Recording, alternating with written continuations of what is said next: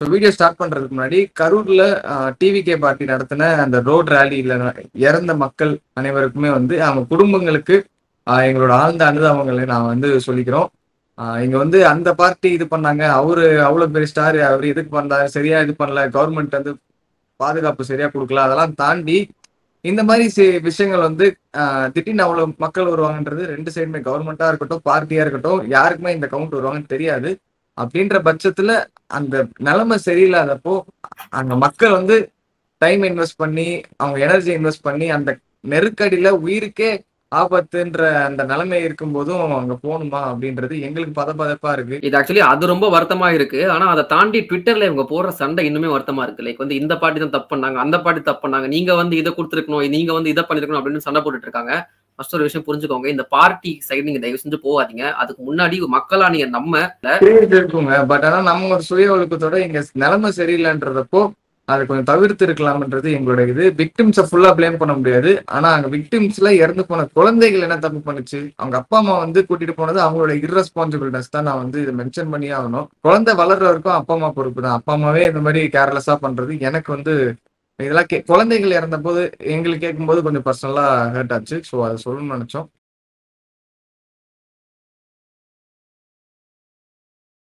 Hello guys, welcome to Weeklipedia. Weeklipedia பாருங்க, weekly cricketing updates தெரிஞ்சுட்டு போங்க. ஃப்ரைடே இல்ல, டியூஸ்டே. அதாவது welcome to our new episode of Weeklipedia in Tuesday. ஓகேங்களா? So இந்த செக்மெண்ட்ல வந்து நம்ம எப்பவுமே யூஸ்வலா கொஸ்டின்ஸ் ஃபர்ஸ்ட் பாத்துறோம். இப்போ கடைசியா இன்னொரு இது புதுசா ஒரு விஷயத்தை ஆட் பண்ணிருக்கோம். அதாவது என்ன நடந்துச்சு முன்னாடி பேசிட்டு அடுத்த வாரம் என்ன நடக்க போதோ அதை பத்தி நம்ம பேச போறோம். சோ இன்னொரு extra update for Weeklipedia. So okay, வீடியோக்குள்ள போறதுக்கு முன்னாடி கொஸ்டின்ஸ் பாத்துருவோமா? ஓகே. சோ போன வீக் வந்து நம்ம ஒரு 3-4 வீடியோ போட்டிருந்தோம். அதுல பயங்கரமா போட்டு கான்ட்ரவர்ஷியலா பேசின ஒரு டாபிக்ல நம்மள வந்து கேட்ட கேள்விகள் மோஸ்டா எதுல இருந்து வந்துச்சுன்னு பாத்தீங்கன்னா இந்த சஞ்சு சாம்சனுடைய வீடியோல இருந்து. Like Sanju Samson is it over for Sanju Samson ஒரு வீடியோ போட்டிருந்தோம். அதோட வீடியோட மோட்டிவ் சஞ்சு சாம்சன் அடிக்கிறது கிடையாது. நீங்க வீடியோ ஃபுல்லா பாத்தீங்கன்னா உங்களுக்கு தெரிஞ்சிருக்கும். தம்ப்நெயில்ல பார்த்துட்டு மட்டுமே கமெண்ட் பண்ணவங்க நிறைய பேர் இருந்தாங்க. சோ அந்த மாதிரி பார்த்தவங்க நிறைய பேர் இருந்தாங்க. அந்த கமெண்ட்ஸ் நாங்க படிக்க போறது இல்ல. வீடியோ பார்த்து நல்லா கேட்ட கேள்விகள் இருந்துச்சு பாத்தீங்களா, அதை பத்தி நம்ம பார்க்கலாம். ஃபர்ஸ்ட் ஒருத்தர் கேட்டிருந்தாரு, ப்ரோ நீங்க வந்து சஞ்சு சாம்சன் இன்கன்சிஸ்டன்ட் சொல்றீங்களே, அப்படி பார்த்தா Tilak Varma, Suryakumar Yadav after becoming captain, அப்புறம் ஹர்திக் பாண்டியாவோட ஆவரேஜ், சிவம் தூபே இவங்களை பத்தி நீங்க பேசவே மாட்டீங்க. ஃபர்ஸ்ட் திலக் வர்மா இன்கன்சிஸ்டன்ட் தாங்க. இந்த ஏசியா கப்புக்கு முன்னாடி அவர் இன்கன்சிஸ்டன்டா இருக்காரு நீங்க சொல்ல வரீங்கன்னா,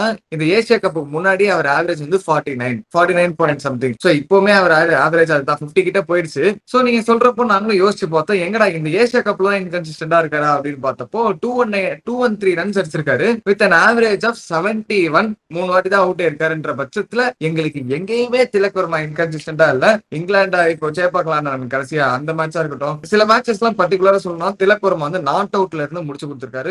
இந்த ஏசியா கப்ல 2 மேட்ச் நாட் அவுட்ல இருந்து முடிச்சு கொடுத்திருப்பாரு. இதுல ஆக்சுவலி இன்னொரு ரெக்கார்ட் இருக்கு திலக் வர்மாக்கு. டியூரிங் ரன் சேசஸ் இன் T20 இன்டர்நேஷனல்ஸ் அவர் வந்து 11 இன்னிங்ஸ் ஆடி இருக்காராமா. அந்த 11 இன்னிங்ஸ்ல வந்து 370 ரன்ஸ் அடிச்சிருக்காரு வித் an average of 92. கிட்டத்தட்ட ஒரு 4 தடவை அவுட் ஆயிருக்காரு அப்படின்றப்போ திலக் வர்மா இன்கன்சிஸ்டன்ட் கிடையாது. மீதி நீங்க சொன்ன 2 பிளேயர் லைக் வந்து சூரியகுமார் ஆஃப்டர் பிகமிங் கேப்டன்சி நாங்களே ஒத்துக்கிறோம், அவர் வந்து வச்சிருக்கோம், செக்மெண்ட் இருக்கு, நம்ம பார்ப்போம். அதுக்கப்புறம் சிவம் தூபே வந்து நாங்க எந்த இடத்துலயுமே சிவம் தூபே கண்டிப்பா டீம்ல இருக்கும் நாங்க மென்ஷன் பண்ணவே இல்லை. ஆக்சுவலி வந்து ரிங்கு சிங் தான் நாங்க எங்க 2 பேருக்குமே பிடிச்ச ஒரு பிளேயர். ஆனா அன்பார்ச்சுனேட்லி சிவம் தூபே எதையோ ஒன்னு கான்ட்ரிபியூட் பண்ணிடுறாரு. ஒன்னு பவுலிங் போட்டு விக்கெட் எடுத்துறாரு, இல்ல இன்னைக்கு பார்த்தோம்ல ஃபைனல்ஸ்ல அடிச்சாரு, something or the someway or the other Shivam Dube contribute பண்றதுனால அவர் வந்து பிரிஃபர் பண்றாங்க. அவரும் இன்கன்சிஸ்டன்ட் தான் பேட்டிங், நாங்க இல்லன்னு சொல்லவே இல்லை. ஹர்திக் பாண்டியா பத்தினா சொல்லணும்னு அவசியமே இல்லை. ஹர்திக் பாண்டியாவே நீங்க இன்கன்சிஸ்டன்ட் சொல்ல முடியாது. தேவையான இடத்துல தேவையானப்ப எதேசம் பெர்ஃபார்ம் பண்ணிடுவாரு. அவர் ரோலே வந்து பிரிச்சிட்டு இருக்காங்க. ஆமா, அவரெல்லாம் நீங்க ஆவரேஜ் வச்சு பார்க்க முடியாது.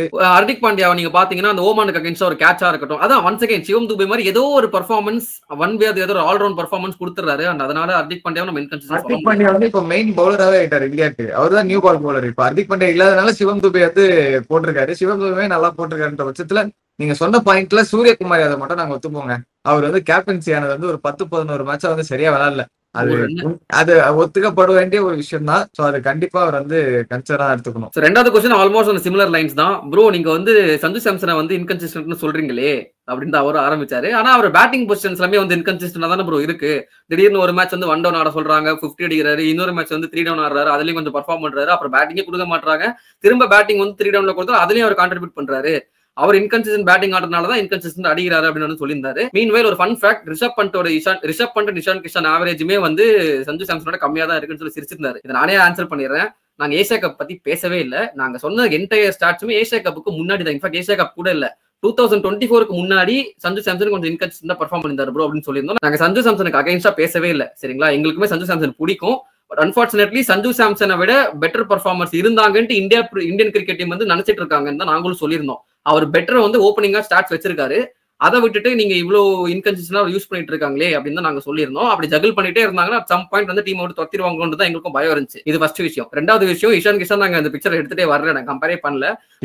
எங்கேயுமே சொல்லல விளையாட வைக்கணுமோ விளையாடி இருக்கணுமோ எங்கேயுமே சொல்லல. ஆமா, ஒரு காம்படிட்டரா இருந்தாரு ஐபிஎல் ஆடுறப்போ ஒரு பேர் மட்டும் மென்ஷன் பண்ணியிருந்தேன், நான் தான் மென்ஷன் பண்ணேன். கடைசியா வந்து ரிஷப் பண்ணிட்டுமே நானே வீடியோ எண்ட்ல அடிச்சிருந்தேன். நீங்க ஃபுல் வீடியோ பாத்தீங்கன்னா உங்களுக்கே தெரியும். ரிஷப் பண்ணிட்டு சொல்றீங்களே, இந்த ரிஷப் பண்ணிட்டு மட்டும் நல்லா ஸ்டாட்ஸ் வச்சிருக்காருன்னு கேட்டீங்கன்னா கிடையாது. அவரும் வந்து மோசமா தான் T20 ஸ்டாட்ஸ் வச்சிருக்காரு நான் சொல்லியிருந்தேன். சோ எய்தர்வே நாங்க அதையும் அட்ரஸ் பண்ணிட்டோம். வீடியோ ஃபுல்லா பாத்தீங்கன்னா அதுக்கே உங்களுக்கு பதில் கிடைச்சிருக்கும். சோ மூணாவது क्वेश्चन, இந்த இந்தியா ஸ்ரீலங்கா மேட்ச்க்கு அப்புறம் ஒருத்தர் கமெண்ட் போட்டிருந்தாரு, வில் பத்து முனிசாங்கா get an IPL contract this year after that century அப்படின்னு கேட்டிருந்தாரு. Too early to decideங்க. அவர் வந்து ஒரு பாட்டா பிட்ச்ல அடிச்சாரு, இன்னும் ஒரு 4-5 பாட்டா பிட்ச்ல 4-5 இன்னிங்ஸ் அடிச்சாதான் இன்னும் சில கண்களுக்கு எல்லாம் தெரியவாரு.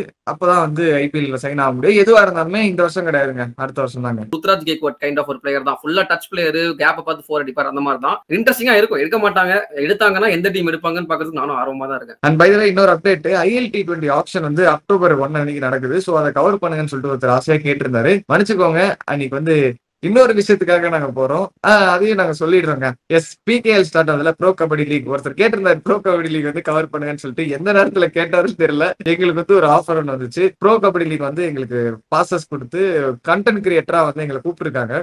சோ நாங்களுமே அந்த பார்த்து எங்களால ஏதாவது முடிஞ்சுன்னா கண்டென்ட் மாதிரி ஷூட் பண்ணி போஸ்ட் பண்ணுவோங்க கண்டிப்பா. சரி, ஓகே, வீடியோக்குள்ள போயிடலாமாங்க. ஃபர்ஸ்ட் எடுத்தோன்னே டிராஃபியே வாங்க தான் அந்த ஏசியா கப்பு.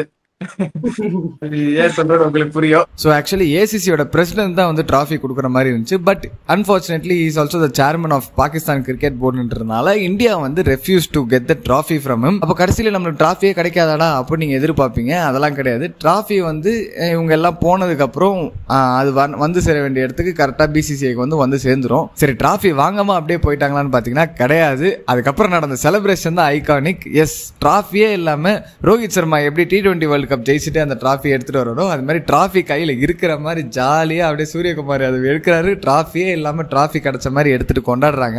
மீன்மைல் பாகிஸ்தான் பிளேயர்ஸை ட்ரோல் பண்ற மாதிரி அப்ரார் அகமதை இமிடேட் பண்றதா இருக்கட்டும், ஹர்ஷதீப் சிங் வந்து அவர் சைட்ல எவ்வளவு பண்ண முடியுமோ அவ்வளவு பயங்கரமா ட்ரோல் பண்ணிட்டு இருந்தாரு பிளேயர்ஸை வச்சுட்டு. சூரியகுமாருமே மேட்ச் முடிச்சு சொல்லியிருந்தாரு, இது மாதிரி நாங்க ஏசியா கப்ல விளையாடுனது டிராஃபி அடிக்கிறதுக்காக கிடையாது, இங்க மட்டும் இல்ல பாகிஸ்தானை எங்கேயுமே நாங்க ஜெயிக்க விட மாட்டோம் அப்படின்னு சொல்லிட்டு பயங்கரமா சொல்லியிருப்பாரு. அதுக்கப்புறம் இன்னொரு kind gesture from Suryakumar Yadav, அவர் விளையாடின ஏசியா கப்போட மேட்ச் ஃபீஸ் எல்லாமே வந்து ஆர்மி பீப்புளுக்கு வந்து டொனேட் பண்ற மாதிரி அவர் சொல்லியிருக்காரு. மீன்வைல் சல்மான் அலி யாகவுமே வந்து அவருக்கு கொடுத்த ரன்னர்ஸ் அப் செக்கை வந்து தூக்கி போட்டாரு போகிறப்போ அப்படின்னு வந்து அது ஒரு சர்ச்சை வந்து கிளம்பி இருக்கு. சோ அதை பத்தி நம்ம டீடைலா டிஸ்கஸ் பண்ணலாம். பட் அதுக்கு முன்னாடி மேட்ச் என்ன நடந்துச்சுன்றதை பாத்துருவோமா? மேட்ச்ல என்ன நடந்துச்சுன்னு பாக்குற அளவுக்கு மேட்ச்ல ஒன்றும் பெருசா நடக்கல. ஃபர்ஸ்ட் 10 ஓவர் பாகிஸ்தான் வந்து பயங்கரமா இருந்தாங்க. பரத் வந்து சொல்லிட்டு இருந்தா 90 அடிச்சிட்டாங்க. ஃபர்ஸ்ட் 10 ஓவர், செகண்ட் 10 ஓவர் இருக்கோச்சாரா சமாளிக்கிறோ அப்படின்னு சொல்லிட்டு நம்ம ஆளுங்க சமாளிச்சுட்டாங்க. இதுல இருந்து பவுலிங் பெர்ஃபார்மன்ஸ் எக்ஸப்ஷனலி சூப்பரா போட்டாரு. அவருக்கு ஃபீல் சேட் ஃபார் குல்தீப் யாதவ்ங்க. அந்த ஐசிசி பவுலர் ரேங்கிங்ஸ்ல கூட அவர் இல்ல, ஒரு மேன் ஆஃப் த மேட்ச் கூட தர மாட்டாங்க. மேன் ஆஃப் 7 மேட்ச்ல 17 விக்கெட் எடுத்திருக்காருங்க. எக்ஸப்ஷனலா போட்டாரு. மத்த பவுலர்ஸ் எல்லாமே 9 விக்கெட் 10 விக்கெட் தான் இருந்தாங்க செகண்ட் இருந்தவங்கலாம். இந்த ஏரா வந்து ஒரு பேட்ஸ்மேன் சென்ட்ரிக்காவே போதுங்க. பேட்ஸ்மேன் வந்து அடிச்சு ஜெயிச்சு கொடுக்குறாங்க. பேட்ஸ்மேன் தான் ஹீரோஸா தெரியுறாங்க. பவுலர்ஸ் ரொம்ப கஷ்டப்பட்டு போட்டுமே அவ்வளவு ஷைன் ஆக மாட்டாங்கன்றது குல்தீப் யாதவ் ஒரு எக்ஸாம்பிளா தான் இருக்கு. ஐசிசி ரேங்கிங்ஸ்லுமே எதுக்கு வர மாட்டாரு குல்தீப் யாதவ்னு எங்களுக்கு ஒரு கச்சானா தான் இருக்கு. மேபி நெக்ஸ்ட் மந்த் சார்ட் மாறுதா அப்படின்றது நம்ம வெயிட் பண்ணி தான் மாறும். இந்த டோர்னமெண்ட் முடிச்சுட்டு கண்டிப்பா டாப் 3 டாப் 4ல வந்துருவாருன்னு எனக்கு தோணுது. கண்டிப்பா வரதுக்கான வரணுங்க. அந்த மாதிரி வருண் சக்கரவர்த்தி டீசெண்டா போட்டாரு, ஒரு பிரேக் த்ரூ. அவரு தான் ஃபர்ஸ்ட் ஆரம்பிச்சு வச்சாரு. அந்த மாதிரி இந்தியா வந்து சுருட்டிட்டாங்க, டக்கரன்னு சுருட்டிட்டாங்க. சிவம் தூபே நியூ பால் பவுலர் நல்லா போட்டாரு, அவரையும் மென்ஷன் பண்ணியானோ. விக்கெட்ஸ் இல்ல, பட் எல்லாருமே 2 விக்கெட் எடுத்தாங்க. ஸ்டார்டிங்ல ஒரு நீ சொன்ன மாதிரி வருண் சக்கரவர்த்தி எப்பயும் போல அவர் எப்பயும் எக்கனாமிக்கலா போடுவாரு. நீங்க எக்கனாமிக்கலா போட்டு 2 விக்கெட் எடுத்தாரு. அக்ஷர் பட்டேல் 2 இம்பார்ட்டன்ட் விக்கெட் எடுத்தாரு. குல்தீப் யாதவ் ஒரே ஓவர்ல 3 விக்கெட் எடுத்து நீ சொன்ன மாதிரி 4 விக்கெட்ஸ். அப்புறம் பும்ரா 2 விக்கெட் எடுத்தாரு. பும்ரா தான் வந்து நம்ம ஹாரிஸ் ராஃப் வந்து பேட்டிங் ஆட வந்திருக்காரு. ஹாரிஸ் ராஃப் வந்து மரியாதைலாம் இல்லைங்க. அந்த ஆளு வந்து போன மேட்ச் என்ன பண்ணிட்டு போனாங்க, அந்த ஆளுக்கு வந்து விக்கெட் எடுத்துட்டு ஒரு பிளைட் அந்த கிராஸ் ஆன மாதிரி பும்ரா திரும்ப வந்து ரிட்டர்ன் பண்ணி காமிச்சு அம்சூட்டாப்ல நல்ல ஒரு வருகை ஃபார் ஹாரிஸ் ராஃப். அஞ்சு வச்சிட்டாரு பும்ரா. செகண்ட் ஹாஃப்ல பாத்தீங்கன்னா பவுலிங் வந்து இருந்தாலும் என்ன பண்ண போறோம் அப்படின்னு சொல்லிட்டு எல்லாம் வெயிட் பண்றாங்க. எனக்குலாம் சஞ்சு சாம்சன் வந்து ஹாரிஸ் ராஃப் ஆடும்போது ஒரு 6 அடிச்சாரு. ஓகே, 6 4 ஒன்னு அடிச்சிருப்பாரு, அவ்வளவுதான் போச்சு. நான் அந்த ஓவர் எதிர்பார்த்துட்டு இருந்தேன். ஹாரிஸ் ராஃபை போட்டு பெரட்டி அடிக்கணும் அப்படின்னு சொல்லிட்டு. But okay, at the end of the day Haris Rauf வந்து அந்த 140 டார்கெட்லயே வந்து 11 ரன் ரேட்ல போட்டு 11 13.6 ப்ரோ. 52 கொடுத்து வச்சிருக்காரு. Very bad Haris Rauf. உங்க ஃளைட் என்ன ஹாரிஸ் ராஃப்? அடுத்த மேட்சே கவுந்துருச்சு. அந்த ப்ரோ அவர் ஃளைட் கவுறதுக்கு டேக் ஆஃப் ஆகணும் ப்ரோ. டேக் ஆஃப் ஆகல ப்ரோ. சோ இந்தியாவோட பேட்டிங் நம்ம பாத்தீங்கன்னா நம்ம முன்னாடியே சொன்ன மாதிரிதான் அபிஷேக் சர்மா அவர் வந்து கன்சிஸ்டன்டா விளையாடி இந்தியா ஒரு இடத்துல வச்சிருக்காரு. அவர் கொஞ்சம் சொதப்புனா மந்தாகினி கவுந்தர மாதிரி இருக்கு கப்பல் அப்படின்னு சொல்லியிருந்தோம். அதே மாதிரி அபிஷேக் சர்மா ஒரு நல்ல டெலிவரி அவர் எக்ஸிக்யூட் பண்ணி எடுத்துட்டாரு. ஃபஹீம் அஷ்ரப் வந்து எக்ஸிக்யூட் பண்ணி தூக்குனாப்ல அபிஷேக் சர்மாவை. அதே மாதிரிதான் சுப்மன் கில்லையும் வந்து காலி பண்ணாப்ல. அந்த ஃபர்ஸ்ட் 2 விக்கெட் போனோன்னா இந்தியாவுக்கு வந்து என்ன நடக்குதுன்னு தெரியல. அதுக்கப்புறம் திரும்ப 3வது விக்கெட்டும் வந்து போகுது. அங்கதான் வந்து இந்தியாவுக்கு வந்து ப்ரெஷர் வருது. அப்போ வந்து திலக் வர்மாவும் சஞ்சு ஒரு ஸ்டாண்ட் கொடுத்து சஞ்சு ட்ரை பண்ணாரு. 2 சான்ஸ் கிடைச்சது, ஒரு சான்ஸ் கிடைச்சது. அதுக்கப்புறம் திரும்ப 2வது சான்ஸ்ல அவுட் ஆயிட்டாரு. Unfortunate for him. But Tilak Varma ஒரு இடத்துல பிடிச்சிட்டாரு. தெய்வ தூபே ஆகிய தூபே அவர் வந்து திலக் வர்மாவுடன் சேர்ந்து ஒரு சூப்பர் பார்ட்னர்ஷிப் சூப்பரா வந்து முடிச்சாங்க ஃபட்டாஃபட். திலக் வர்மா எக்ஸப்ஷனலி குட்டுங்க. அந்த ப்ரெஷர் சிச்சுவேஷனை மும்பையிலயா இருக்கட்டும் இந்தியாக்கா இருக்கட்டும் எல்லா இடத்துலயுமே வந்து பாரபட்சம் பார்க்காம வந்து தாங்கி பிடிச்ச ஒரு ஆள் திலக் வர்மா. அவரை பத்தி சொல்லியே ஆகணும். நீங்க வந்து எதை வச்சு திலக் வர்மா அடிக்கிறீங்கன்னே தெரியல. அவர் என்ன பெஸ்ட் பினிஷர் சேஸ் மாஸ்டர் அப்படின்னு நீங்க சொன்னா இப்போ அடிப்பீங்களா? சேஸ் மாஸ்டர்னா எங்க ஆள் மட்டும் தான் சொல்லிட்டு அந்த எரால அவர் இருந்தாருங்க. இப்போ வந்து இந்தியாவுக்கு வந்து முக்கியமான மேட்சஸ்ல பாத்தீங்கன்னா மிடில் ஆர்டர்ல இந்த மாதிரி முக்கியமான சிச்சுவேஷன்ஸ்ல ஆடுற ஒரு பிளேயரும் பாத்தீங்கன்னா திலக் வர்மாவை தான் பார்க்க முடியும். மத்த யாருமே மிடில் ஆர்டர்ல அவ்வளவுதான் கன்சிஸ்டன்டா நான் ஆடி பார்த்ததே கிடையாது. 50 மேல வச்சிருக்காரு ஆவரேஜ். ஒரு ஸ்ட்ரைக் ரேட்மே 150 மேல வச்சிருக்காரு. கரெக்ட். கான்டெக்ட் தெரியாத ஃபேன்ஸுக்கு சொல்லிடுறேன். நீங்க வந்து ஒரு கன்க்ளூஷனுக்கு வரதுக்கு முன்னாடி என்ன திரும்ப கோலி ஃபேன்ஸ் அடிக்கிறீங்களா அப்படின்ட்டு. ஒன்னும் இல்ல, ட்விட்டர்ல பயங்கரமான ஒரு ஹேட்ரட் திலக் வர்மாவுக்கு போயிட்டே தான் இருக்கு. அவர் வந்து ஆக்சுவலி சென்னையில வந்து இங்கிலாந்துக்கு அகைன்ஸ்டா ஒரு சேஸ் பண்ணி கொடுப்பாங்க. நாங்க கூட போய் பிளாக்லாம் போட்டிருந்தோம். அந்த மேட்ச்ல வந்து சேஸ் மாஸ்டர் திலக் வர்மான்னு சொல்லிட்டாராங்க கமெண்டேட்டர் ஒருத்தர் தெரியாம. அதுக்கப்புறம் இவர் இருந்தா சேஸ் மாஸ்டர் அப்படின்ட்டு எக்கச்சக்க கமெண்ட் அதுல இருந்து இப்போ வரைக்கும் நாங்க பார்த்து தான் இருக்கோம். ஃபுல்லா ஹேட்டட் திலக் வர்மாக்கு. அவர் பிரான்சைஸி வச்சு ஹேட் பண்றீங்க, டைட்டில் கொடுத்தா அதை வச்சு அவர் ஹேட் பண்றீங்க. அந்த மனுஷன் இந்தியாவுக்கு வந்து எவ்வளவு மேட்ச் அடிச்சு கொடுத்துருக்காரு. அந்த ஸ்டாட்ஸ் நாங்க சொன்னோம் 91 ஆவரேஜ் 11 இன்னிங்ஸ் இந்தியா ஜெயிச்சதுல அவர் விளையாடி. அப்படின்ற பட்சத்துல நம்ம ஒத்துக்கிட்டு தாங்க ஆகணும். நீங்க யார் ஃபனா இருந்தாலுமே ஓகேங்களா. ஆமா, மெஜாரிட்டி பர்ஃபார்மன்ஸ் எல்லாமே நல்லா இருந்துச்சு. கடைசியில ஒருத்தர் ரிங்கு சிங் அவரோட ஃபர்ஸ்ட் எவர் பால் இந்த ஏசியா கப் பேஸ் பண்றாரு. 1 வின் இருக்கு. கரெக்டா தலையை வந்து 4 அடிச்சாரு. ஆக்சுவலி ஒரு மேனிஃபெஸ்டேஷன் பண்ணிருக்காங்க போல சீரிஸ் ஸ்டார்டிங்ல. இந்த மாதிரி ஒவ்வொருத்தர் எழுதி கொடுங்கப்பா கார்டுல உங்களுக்கு வந்து என்ன வேணும் இந்த ஏசியா கப் எண்ட்ல அப்படின்றப்போ ரிங்கு சிங் சொல்லியிருக்காரு நான் வந்து 4 அடிச்சு ஜெயிச்சு கொடுப்பேன் ஃபார் இந்தியா கப் அப்படின்ட்டு. என்ன தைரியத்துல ஃபைனல் ரன்ஸ் நான் தான் அடிச்சு முடிச்சு கொடுத்தேன் அப்படின்னு மென்ஷன் பண்ணிருக்காரு. அதே மாதிரி அடிச்சிட்டாரு. திலக் வர்மா வந்து நான் தான் வந்து கான்ட்ரிபியூட் பண்ணி ஜெயிக்க வைப்பேன் ஃபைனல்ஸ்ல அப்படின்னு போட்டிருக்காரு. அவர் தான் வந்து leading contributor in finals. And Varun சக்கரவர்த்தி வந்து தொடர்ந்து எல்லா மேட்சுமே அன்டிஃபீட்டபிளா நாங்க வந்து ஜெயிச்சு ஏசியா கப்பை சீல் பண்ணுவோம் அப்படின்னு போட்டிருந்தாரு. அதே நடந்துருச்சு. அப்புறம் இன்னும் 2 சஞ்சு சாம்சனும் வேற யாரும் எழுதி வச்சிருந்தாங்க, சரியா ஞாபகம் இல்ல. ஸோ ப்ரெடிக்ஷன்ஸ் எல்லாம் ஃபட்டாஃபட் இந்தியா இப்ப நடந்துட்டு என்ன ப்ரெடிக்ஷனா இருக்கலாம். சரி சரி கேட்கணும்னு நினைச்சேன். ஃபட்டாஃபட்டுக்கு அர்த்தம் என்ன? எல்லாமே கம்ப்ளீட். ஃபட்டாஃபட்னா டக்கு டக்குன்னு அர்த்தம். நீ அதனாலதான் வீடியோல பேசுறப்ப எனக்கு ஃபட்டாஃபட்றப்ப சிரிப்பு வந்துச்சு. எதுக்கு இதை சொன்னா அப்படின்ட்டு. But anyway okay. அதுதான் சஞ்சு சாம்சன் அவுட் ஆக்கிட்டு அப்ரார் அஹ்மத் வந்து கொஞ்சம் அந்த ஆள் கொஞ்சம் கலண்ட கேஸ் தானே. அவங்க டீம்ல ஒரு ஆளுக்கு ஒரு மாதிரி இருக்கானுங்க. ஒருத்தர் என்ன கத்துறான் என்னமோ பண்றான். ஒருத்தர் என்னன்னா ஏதோ பொலிட்டிக்கல் இஷ்யூஸ் எல்லாம் எடுத்து வந்து பேசிட்டு இருக்கான். ஒருத்தர் என்னன்னா ஏதோ அவன் கெத்து நினைச்சிட்டு அவன் ஒரு மெயின் கேரக்டரா வாழ்ந்துகிட்டு இருக்கான். நல்லா இல்லடா சொல்றா. நீ பாக்குறதுக்கு அசிங்கமா இருக்குடா. நீ அசிங்கம் பண்ணா கூட இல்லடா, பைத்தியக்கார மாதிரி இருக்குடா. இப்ப எங்க வச்சுக்கீங்க மூஞ்சி தூக்கின்னு. இப்ப செக் வாங்கி தூக்கி போறாங்க. அவனுக்கு என்ன அப்படியே இவனுக்கு ஸ்டேட்டஸ் போட்டு பானுங்க போல. அவனுங்களே இன்ஸ்டாகிராம்ல வந்து அவங்க ஆன்லைன் வாரியர்ஸ் எல்லாம் சேர்ந்து நாங்க செக்கு தூக்கி போட்டாங்க, எங்களுக்கு தேவையே இல்லைங்க, தோத்துட்டு போயிருக்கடா நீ.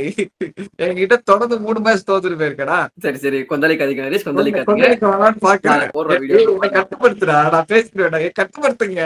அவ்வளவுதாங்க மெஜாரிட்டி இந்த ஏசியா கப் நம்ம கவர் பண்ணிட்டோம். முன்னாடி சொன்ன மாதிரி திலக் வர்மாக்கு ஒரு மேன் ஆஃப் த மேட்ச் கொடுத்திருந்தாங்க. அதை பத்தி நாங்க ஆதங்க சொல்லியிருந்தோம். லைக் வந்து குல்தீப் யாதவ் ஆக்சுவலி அவர் வந்து பேர் மாத்திலான்னு இருக்கோம். நாங்க எல்லாருக்கும் ஒரு நிக் நேம் வச்சிருக்கோம். தூபேக்கு வந்து தெய்வ தூபே, குல்தீப் யாதவ் வந்து குலதெய்வம் யாதவ். ஒவ்வொருத்தர வந்து காப்பாத்தி கொடுக்குறாங்க. வர்மக்கலை வர்மன் இந்த மாதிரி நாங்க ஒருத்தருக்கு நேம் கொடுத்திருந்தோம். எல்லாம் நல்லா தானே போச்சு. ஏசியா கப் சூப்பரா முடிஞ்சு. கடைசியில டிராஃபி வாங்கல, அதெல்லாம் ஓகே, அதெல்லாம் விட்டுரும், பரவாயில்ல. நாங்க ஆக்சுவலி அதாங்க சொல்லியிருந்தோம் ஏசியா கப் ஆடிருக்கே வேணாம், இந்தியா பாகிஸ்தான் ஆட வேணாம் நாங்க ஸ்டார்டிங்ல சொல்லியிருந்தோம். பட் இதுவே விளையாடிட்டாங்க, நம்மளுக்கு ஒரு என்டர்டைன்மெண்ட் கிடைச்சது. ஜெயிச்சிட்டாங்க, டிராஃபி வாங்கல, எவ்ரிதிங் கோஸ் ஸ்மூத். சரி ஓகேங்க, இதெல்லாம் பாசிட்டிவ்ஸ் பார்த்துட்டோங்க. இது வந்து எல்லாமே நல்லா தானே போச்சு அப்படின்னு கேட்டீங்கன்னா கிடையாதுங்க. நிறைய நெகட்டிவ்ஸும் இருக்கு. லைக் எஸ்பெஷலி நம்ம T20 வேர்ல்ட் கப் இப்போ பிப்ரவரியில வரப்போகுது அப்படின்றப்போ சில விஷயங்கள் அட்ரஸ் பண்ண வேண்டியிருக்கு. அதுல முக்கியமான விஷயம் நம்ம ஆளு சூரியகுமாரோட ஃபார்ம். அதை பத்தி என்னங்க சொல்றது, நம்ம செப்பரேட்டா ஒரு வீடியோ தாங்க போடணும். வீக்லி வீடியோல கண்டிப்பா அதை பேச முடியாதுங்க. ஏன்னா வந்து அவரு ஒரே ஒரு விஷயம் தான், Suryakumar was so good before was being is captain. செம்ம பர்ஃபார்மன்ஸ், மேட்சுக்கு மேட்ச் அட்லீஸ்ட் 55 ஆவரேஜ் வச்சிருந்தாரு நினைக்கிறேன். If I am not wrong, close to 50 4 century வச்சிருந்தாரு 2 வருஷத்துல. அதுக்கப்புறம் கேப்டன்சி கொடுத்தாங்க. அவர் கேப்டன்சி ரெக்கார்ட்லாம் சூப்பரா தான் இருக்கு. 87% as a winning ratio as a captain, சரிங்களா. ஆனா அவர் கேப்டன் ஆனதுக்கு அப்புறம் இந்த 2025லயே நம்ம வருவோமே, ஒரு 10 மேட்ச் 11 மேட்ச் ஆடி இருக்காரு, 100 ரன் தான் அடிச்சிருக்காரு. வித் ஆவரேஜ் க்ளோஸ் டு ஒரு 9 அந்த மாதிரி தான் இருக்கு, 10 அந்த மாதிரி தான் இருக்கு. ஸ்ட்ரைக் ரேட் பாத்தீங்கன்னா ஒரு பெஸ்டே ஸ்ட்ரைக் ரேட் தான். எப்பவுமே ஸ்ட்ரைக் ரேட்காக தான் பேசுவோம். ஸ்ட்ரைக் ரேட் வந்து 110 தான் வச்சிருக்காரு இந்த தடவை. ரொம்பவே வந்து முன்னாடி அப்பயே ஆப்போசிட்டுங்க. எல்லா மேட்ச் தொடர்ந்து அச்சினே இருப்பாரு. என்னடா அந்த மனுஷன் அச்சினே இருக்காரு, T20 வந்துட்டா போதும் அப்படின்னு சொல்லிட்டு நினைச்சிட்டு இருந்தோம். பட் அப்படியே டிப் ஆயிடுச்சுங்க கடைசி 10 மேட்ச் அவருக்கு. அண்ட் ரெண்டாவது ஒரு பெரிய மிஸ்டேக்ஸ் அப்படின்னு பாத்தீங்கன்னா வந்து ஃபீல்டிங். இந்த மேட்ச்ல இருந்து ஓரளவுக்கு சரி கட்டிட்டாங்கன்னு வச்சுக்கோங்களேன். ஆனா ஃபர்ஸ்ட் மேட்ச்ல இருந்து நிறைய கேட்ச் டிராப் ஆச்சு. அதை நம்ம பார்த்துட்டே தான் இருந்தோம். ஸோ அந்த ஃபீல்டிங் ஆஸ்பெக்டை கண்டிப்பா இம்ப்ரூவ் பண்ணும். சூர்யாவுமே நல்ல கலாய்ச்சிருந்தார் நிறைய இடத்துல வந்து இந்த பேமெண்ட் கட் பண்ணிருங்க அப்படின்லாம் வந்து செய்கை கட்டிருப்பாரு மேட்ச் நடக்கப்பே, பேமெண்ட் கொடுக்காதீங்க அப்படின்ட்டு. ஸோ அதெல்லாம் பார்த்து கொஞ்சம் இம்ப்ரூவ் பண்ணாங்கன்னா T20 வேர்ல்ட் கப் ஒரு சம ஸ்ட்ராங் டீம் தான் நம்ம வச்சிருக்கோம். So what's next for India, அதெல்லாம் பேசுறதுக்கு முன்னாடி இந்தியாவில நெக்ஸ்ட் ஒரு பிரசிடென்ட் வந்திருக்காரு. நான் முன்னாடியே சொல்லியிருந்தாங்க இவர் வந்து எலக்ட் ஆகிறார், இந்த சண்டே வந்து அபிஷியலா கன்ஃபார்ம் பண்ணிடுவாங்கன்னு சொல்லிட்டு. எஸ், மிதுன் மன்னாஸ் அவர் கிரிக்கெட் அட்டாக்ஸ் ஃபேமஸ் பிளேயர், நாங்க பேசிக்கிட்டு இருந்த பிளேயர். அவருமே வந்து நல்ல டீசென்டான பிளேயருங்க. நான் சொல்லியிருந்தோம் ரஞ்சில சூப்பரா விளாட்ன ஒரு டெல்லி கேப்டனா இருந்தான்னு நினைக்கிறேன். டெல்லி பிளேயர் அவர் ஆக்சுவலா பேசிக்கா ஒரு மனதாக பிரசிடென்டா தேர்ந்தெடுத்திருக்காங்க. சோ அடுத்த அப்டேட் என்னன்னு பாத்தீங்கன்னா அதுவுமே மேனேஜ்மெண்ட் ரிலேட்டட் தான். செலக்ஷன் கமிட்டில இருந்து 2 பேரை தூக்கிட்டு 2 பேர் அப்பாயிண்ட் பண்ணிருக்காங்க. எஸ், இந்த 2 பேருமே நம்மளுக்கு பரிச்சயமான பேர்கள் தான். பிரகேன் ஓஜா அண்ட் ஆர்பி சிங் 2 பேருமே 2009 and 10 purple cap winner. So okay, ஒரு நியூ அடிஷன் தான். நீங்க உடனே கேட்பீங்க, அப்ப அஜித் அகர்கர் தானே நான் கேள்விப்பட்டேன், அவங்க தானே செலக்ஷன் கமிட்டினா அப்படின்னு நினைச்சிட்டு இருப்பீங்க. அது ஒரு 10 பேர் கொண்ட குழுங்க. அதுல வந்து 10 பேர் இருக்காங்கன்ற பட்சத்துல அதுக்கு 8 தான் வந்து அஜித் அகர்கர். இது வந்து தெரியாதவங்களுக்கு நான் வந்து தெரியப்படுத்திட்டேன். 10 பேர் இருந்து மாட அப்படி செலக்ட் பண்றாங்க டீம். அது ஒன்னும் சொல்றதுக்கு இல்லைங்க. எனக்கு என்னன்னா அதான் அடுத்து பாரு வைபவ் சூரியவன்சி அடிக்கிறத பார்த்துட்டு அவர் வந்து டெஸ்ட்ல எடுக்க போறாங்க. அதுக்கப்புறம் சேத்தேஸ்வர் பூஜா வந்து கம்பேக் கொடுத்து T20 எடுக்க போறாங்க. இந்த மாதிரி மாத்தி மாத்தி எடுக்கிறதா ஸ்பெஷலிஸ்டா இருக்காங்க. இதுக்கு எதுக்கு நான் 10 பேரு, ஒருத்தர் போறாதா? 10 பேர்னால நாம ஏதாவது டிஃப்ரெண்டா பண்ணணும்னு சொல்லி இதெல்லாம் பண்றாங்களா? எனக்கு ஒன்னும் புரியல. செலக்ஷன் கமிட்டிக்கு சேலரி ரெவென்யூ வரணும்டா, அதுக்கு நான் வந்து இந்த மாதிரி பிளேயர்ஸ் எல்லாம் இங்க இது இன்வெஸ்ட் பண்ணிட்டு இருக்கோம், டெஸ்ட் பண்ணிட்டு இருக்கோம்னு சொல்லிட்டு ஏதாவது பண்றாங்களா? அதெல்லாம் தேவைங்க. நெக்ஸ்ட் அப்டேட், ரகுராம் பட்னு சொல்லிட்டு ஒருத்தர் வந்து ட்ரெஷரரா அறிவிச்சிருக்காங்க. வாழ்த்துக்கள். சோ அதெல்லாம் நோட்டபிள் நேம்ஸ் நம்ம மென்ஷன் பண்ணிட்டோம். இதை தாண்டி வந்து குட்டி குட்டி மேனேஜ்மெண்ட் சேஞ்சஸ் எல்லாம் பண்ணிருக்காங்க. அடுத்த நியூஸ் என்னன்னு நம்ம பாக்குறதுக்கு முன்னாடி ஒரு விஷயத்தை பத்தி நம்ம டிஸ்கஸ் பண்ணி ஆகணும். ஹாரிஸ் ராஃப் இந்தியா vs பாகிஸ்தான் மேட்ச்ல நம்ம அவ்வளவு பேசினதான் எதுவும் சொல்றதுக்கு விரும்பல. பட் அவருக்கான பெனால்டி என்னன்னு பாத்தீங்கன்னா ஒரு மேட்ச் ஃபீயோட ஃபைனை தான் கொடுத்திருக்காங்க. 30% தான். அதுவும் நம்ம வந்து எதிர்பார்த்தோம் ஒரு 3 மேட்ச் வந்து பேன் பண்ணுவாங்க, இத்தனை நாள் பேன் பண்ணுவாங்களா சில பேர் சொல்லியிருந்தாங்க. ஆனா ஒரு மேட்ச் ஃபீயோட அதை முடிச்சுட்டாங்க. அதை பத்தி என்ன நினைக்கிறேன்? ரொம்ப கன்சர்னிங்கா இருக்குங்க. ஏன்னா இப்போ நான் என்ன கேட்கறேன்னா, ஒரு யூஎஸ்ஏக்கு அகைன்ஸ்டா ஒரு மேட்ச் வந்து ஆப்கானிஸ்தான் ஆடுறாங்கன்னு வச்சுக்கோங்களேன். அங்க போயிட்டு இதே மாதிரி ஒரு ஆப்கானிஸ்தான் பிளேயர் போயிட்டு பூம் அப்படின்னு சொல்லிட்டா சும்மா விடுவாங்களா? ஒரு வேர்ல்டு பாலிடிக்ஸா பார்க்க மாட்டாங்க. நான் எதை பத்தி பேசுறேன்னு உங்களுக்கு தெரிஞ்சிருக்கும், சரிங்களா? நான் வந்து I am not bringing anything into this. யோசிச்சு பாருங்க, அந்த மாதிரிதான் அவங்க பண்ணது ஒரு தப்பான விஷயம். அதுக்கு ஒரு பனிஷ்மெண்ட். பொலிட்டிக்கலா வந்து ஒரு கண்ட்ரிக்கு நடந்த சேதாரத்தை, அந்த மக்கள் இறந்ததை அப்படி பண்ணிட்டு அந்த அடுத்த மேட்சே வந்து நம்ம கூட விளையாடுறப்போ பாக்குறதே காண்டாகுமா இல்லையா? அதுதான், அதுக்கு பெனால்டி வந்து ஜஸ்ட் 30% தானா அப்படின்றது வந்து ஒரு என்னால ரொம்ப கொந்தளிச்சேன். அதெல்லாம் பாக்குறப்போ சூரியகுமாருக்கு வந்து 30% கொடுத்திருந்தாங்க, சரிங்களா? பட் சூரியகுமார் வந்து பாகிஸ்தானுக்கு அகைன்ஸ்டா எதுவுமே பேசல. அவர் சொன்னது என்னன்னா, என்னுடைய பகல்காம் இன்சிடென்ட்ல என்னுடைய மக்களுக்காக நான் வந்து சொலிடாரிட்டிக்காக தான் நான் சொல்றேன்னு சொல்லியிருந்தாரு. கொண்டு வந்தது தப்பாவே இருக்கட்டுமே, ஆனா அவர் பாகிஸ்தானை பத்தி எதுவுமே பேசல, பாகிஸ்தானை மாக் பண்ணல. ஆனா ஹாரிஸ் ராஃப் பண்ணது கிளியரா இந்தியாக்கு அகைன்ஸ்டா பண்ணாரு. அந்த செய்கை ஓப்பனா டிகிரேட் பண்ணிருக்காரு. அத்தனை பேர் முன்னாடி ஓப்பனா டிகிரேட் பண்ணிருக்காரு. இது வந்து பப்ளிக் அஃபென்ஸ். இது எனக்கு தெரியல. அதுதான் அகைன் இது வந்து ரொம்பவே சரி, அட்லீஸ்ட் வந்து கேஸ் போடாட்டி கூட என்னங்க ஃபைனோட முடிச்சிட்டீங்க. அதுதான் வந்து எங்களுக்கு கொஞ்சம் வருத்தமா இருந்துச்சு, சொல்லணும்னு நினைச்சேன். அது மாதிரி அந்த மனுஷனை பத்தி எதுவும் பேசுறதுக்கு விருப்பம் இல்ல. ஆமா, அண்ட் சகிப் ஜாஃபர் எனக்கு வந்து ஒரு அவருக்கும் அந்த செலிபிரேஷன் ஒன்று பண்ணாரு, கன் செலிபிரேஷன். அதெல்லாம் வந்து வார்னிங்கோட விட்டுட்டாங்க. பை தி வே சகிப் ஜாஃபரான்னு சொல்லும்போது பாகிஸ்தான் டீம் பத்தி நம்ம பேச வேணாம். பட் இந்த ஆள் ஒருத்தருக்கு மட்டும் அப்ரிசியேஷன் தரலாம். The way he took on Jasprit Bumrah in the power play in all the 3 matches, this guy really deserves an applause. சூப்பரான பேட்டிங் பெர்ஃபார்மன்ஸ். 3 மேட்சுமே ஒரு பெஸ்ட் பவுலர் இந்த வேர்ல்டுன்னு சொல்ற பும்ராவை போட்டு உரிச்சு தள்ளிட்டாரு. Meanwhile best bowler, best spinner இந்த வேர்ல்டுன்னு சொல்லக்கூடிய ஒரு பவுலர் ஒருத்தர் இருந்தாரு. அவர் எங்க ஆள காணோம். அவர் என்னங்க மேட்ச் அவர் மொத்தமா பெஸ்ட் அவர் பெஸ்ட் ஸ்பின்னர் இந்த வேர்ல்டுன்னு சொல்றது பதில் least used spinner by Pakistan இந்த கப் ஏசியா கப்னு சொல்லலாம். அந்த மாதிரி இருக்கிற எல்லா ஸ்பின்னரை விட எல்லா பவுலரை விட அவர் தான் கம்மியான ஓவர் போட்டிருக்காருங்க. இதுல என்ன காமெடினா பார்ட் டைம் ஸ்பின்னரான சைம் அயூபே வந்து 120 பந்து போட்டிருக்காரு, 20 ஓவர் போட்டிருக்காரு. ஆனா முகமது நவாஸ் வந்து 72 பால் தான் போட்டிருக்காரு. இந்த ஏசியா கப்லயே 2 விக்கெட் தான் எடுத்திருக்காரு. பை தி வே சைம் அயூப்னு சொல்றப்போ சைம் அயூப் வந்து 6 பால் 6 6 பும்ரா போட்டு விளாசுவார் அப்படின்ட்டு வந்து ஏதோ ஒரு பாகிஸ்தான் ஜெர்னலி ஸ்டார்டிங்ல சொன்னாரு. தலைவன் டோட்டலாவே வந்து 35 ரன் தான் வச்சிருக்கா ஏசியா கப்ல 8 மேட்ச்ல. அதுல வந்து 5 டெக்கோ 4 டெக்கோ. நம்ம ப்ரெடிக்ஷன் பா வேற லெவல். அவர் பவுலரா டீம்ல இருந்தார் சைம் அயூப், பேட்ஸ்மேனா இல்ல. இந்தியா வர்சஸ் பாகிஸ்தான் பார்த்தோம். அதுக்கு முன்னாடி நடந்த இந்தியா வர்சஸ் ஸ்ரீலங்கா எதுக்குமே உதவாத மேட்ச் தான். நான் வந்து ஆனா மென்ஷன் பண்ணல, எங்களோட கடமை வீக்லி இப்படியே எல்லாத்தையும் நாங்க கவர் பண்ணி ஆகணும். எஸ், அதுக்கு முன்னாடி நடந்த யாருக்குமே சேதாரம் இல்லாத ஒரு மேட்ச் இந்தியா வர்சஸ் ஸ்ரீலங்கா. ரொம்ப ஒரு ஹை ஸ்கோரிங் த்ரில்லராவே போயிடுச்சுங்க. வந்து ஆக்சுவலி டெட் ரப்பர்னு சொன்னாங்க ஸ்டார்டிங்ல. ஆனா உண்மையை சொல்லணும்னா the most ever entertaining game in this Asia Cupனா அந்த மேட்ச் தான். கண்டிப்பாங்க. அதுல வந்து ஹர்ஷித் ராணா வந்து முறைச்சிருப்பாரு, நிசாங்கா வந்து வம்புக்கு இழுத்துருப்பாப்ல. நிசாங்கா ஒண்ணுமே ரியாக்ட் பண்ணல, போட்டு பேட்டி அச்சாப்ல. எனக்கு உண்மையிலே பர்சனலா பாக்க இந்தியா ஃபேனா இருந்தாலும் சொல்லக்கூடாதுதான், பட் பாக்கிறதுக்கு தேவையில்லாம் முறைச்சு வாங்கி கட்டிக்கிற மாதிரிதான் இருந்துச்சு. சந்தோஷமா தான் இருந்துச்சு பாக்கிறதுக்கு. ஆமா, அவரோட ஃபர்ஸ்ட் எவர் T20 செஞ்சுரி அச்சாரு நிசாங்கா. பை த வே அதை பார்த்தா கமெண்ட்ஸ் எல்லாம் கேட்டீங்க, ஐபிஎல் எடுப்பாங்களா அப்படின்ட்டு அதுக்கு நாங்க பதில் சொல்லிட்டோம்.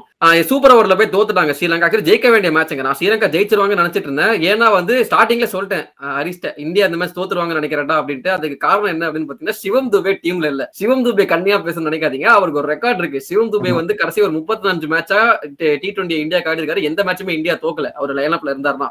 அந்த வகையில இப்ப சிவம் துபே இல்லன்றதுனால இந்தியா தோத்துருமோடா அப்படின்னு பேசிட்டு இருந்தேன். அது மாதிரிதான் மேட்ச் ஃபுல்லா போச்சு. கடைசி வரைக்கும் கடைசி ஒரு 4 ஓவர்ல 35 ரன் ஏதோ தேவை இருந்துச்சு. அதுக்கப்புறம் ஹர்ஷ்தீப் சிங் சூப்பரா ஃபைனல் ஓவர் போட்டு சூப்பர் ஓவருக்கு போச்சு. இதோட கோஇன்சிடென்ஸ் என்னன்னா, லைக் லாஸ்ட் டைம் இந்த ஏசியா கப்புக்கு முன்னாடி last time India match Sri Lanka, அந்த மேட்சும் வந்து சூப்பர் ஓவருக்கு போச்சு. ஸ்ரீலங்கா வந்து செகண்ட் பேட்டிங் சேஸ் பண்ணி பாட்டில் தான் பண்ணாங்க. அந்த மேட்ச் யார் மறக்கப்பீங்க, சூரியகுமார் ஏதோ ரிங்கு சிங் போட்டு டெட் போலிங் போட்டு ஜெயிச்சு கொடுப்பாங்க அந்த மேட்ச், சரிங்களா? அதுல ஸ்ரீலங்கா சூப்பர் ஓவர்ல 2 for 2 ஸ்கோர் இருக்கு, 3 runs to win. சூரியகுமார் யாதவும் சுப்மன் கில்லும் ஓப்பனிங் வராங்க. First ball Suryakumar Yadav boundary அடிச்சு வின் பண்ணி கொடுத்தாரு, சரிங்களா? அதே மாதிரி தான் நடந்துச்சு. சூப்பர் ஓவர்ல 2 for 2 ஸ்ரீலங்கா, சூரியகுமார் யாதவும் கில்லும் ஓப்பனிங் வந்தாங்க. என்ன சூரியகுமார் யாதவ் பவுண்டரி அடிக்கல, 3 runs அடிச்சு ஜெயிச்சு கொடுத்தாரு. நிறைய கோஇன்சிடென்ஸ் அந்த மேட்ச்ல நடந்தது. அதை பார்த்து சன ஜெயசூரிய என்ன சொல்லிருக்காருன்னா, இந்த ஏசியா கப் வந்து எங்களுக்கு நாங்க சாட்டிஸ்ஃபைடு தான். லைக் வந்து பர்ஃபார்மன்ஸ் வைஸ் நாங்க குவாலிஃபை ஆகல, ஃபைனல்ஸ் போல அப்படின்னாலுமே I am very happy with the team that they have pulled up in the tough situations. கண்டிப்பா வந்து T20 வேர்ல்ட் கப் வந்து இதோட பெட்டரா பர்ஃபார்ம் பண்ணுன்ற மாதிரி சொல்லியிருக்காரு. எல்லாம் ஓகே. ஒரு பெரிய கான்ட்ரவர்சி நடந்துச்சு சூப்பர் ஓவர்ல. என்னன்னா, ஒரு 4th ball of the super ஓவர்ல ஹர்ஷ்தீப் சிங் வந்து ஒரு பால் ஒன்னு போடுறாரு, லைக் வந்து ஸ்லோவர் பால் மாதிரி வைடா இருக்கிற போறாரு. தசுன் சனக்கா மிஸ் பண்ணிட்டு ஓடி வந்துடுறாரு, சரிங்களா? அதை பார்த்த சஞ்சு சாம்சன் வந்து ஸ்டெம்பிள் அடிச்சிடுறாரு. ரன் அவுட் தான், clear run out. And super over அங்க முடிஞ்சிருக்கணும், ஏன்னா ஸ்கோர் வந்து ஆல்ரெடி 2 for 1 இருந்துச்சு. சோ அது வந்து 2வது wicket. The match should have been over, the super over should have been over.